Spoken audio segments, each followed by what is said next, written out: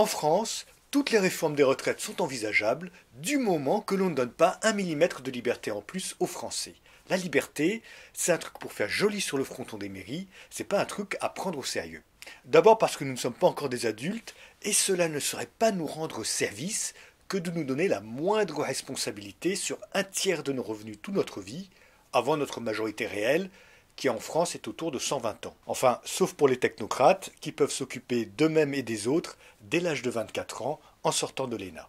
Ensuite, parce qu'on ne peut pas remettre en cause comme ça le prestigieux héritage du Conseil national de la résistance, qui a créé, comme tout le monde le sait, la retraite par répartition à la Libération en mars 1941.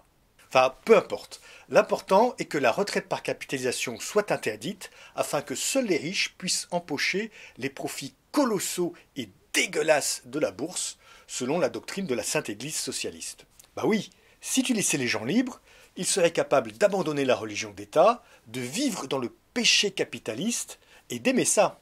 Alors bien sûr, aujourd'hui on pourrait imaginer un système avec un minimum social pour les retraités pauvres, et puis laisser le reste de la population libre de choisir entre différents fonds de pension, entre différentes caisses de retraite.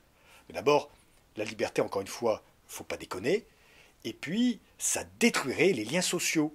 Enfin, pas les liens sociaux, un lien social en particulier, le lien social le plus important dans la vie de chaque Français, la pureté immaculée du lien social entre l'administration qui décide et les Français qui obéissent. Vous savez, ce lien privilégié que vous avez avec le ministère du Budget et qui vous remplit de joie chaque matin en vous réveillant. Ce lien social que l'on retrouve d'ailleurs aussi à la manif de gauche, entre des intellos qui rêvent de décider pour tout le monde et des manifestants qui rêvent de leur obéir.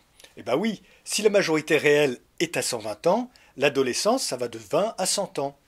Et se rebeller en troupeau contre un papa et une maman qui ne comprennent rien à rien, mais qui doivent s'occuper de vous, eh bien, c'est le signe d'une puberté qui se passe bien. Et oui, si je suis technocrate ou intello, et que j'ai le choix entre un ado qui fume des joints en cachette et un ado qui manifeste pour une retraite centralisée, monopolistique, étatisée, où je décide de tout à la fin, eh bien, je préfère naturellement l'ado qui manifeste. Mais surtout, si les gens ont davantage de liberté, que vont devenir les grandes engueulades collectives entre l'équipe rouge et l'équipe bleue, qui s'invectivent, qui se pavanent, qui se drapent dans des valeurs abstraites comme le travail ou la solidarité?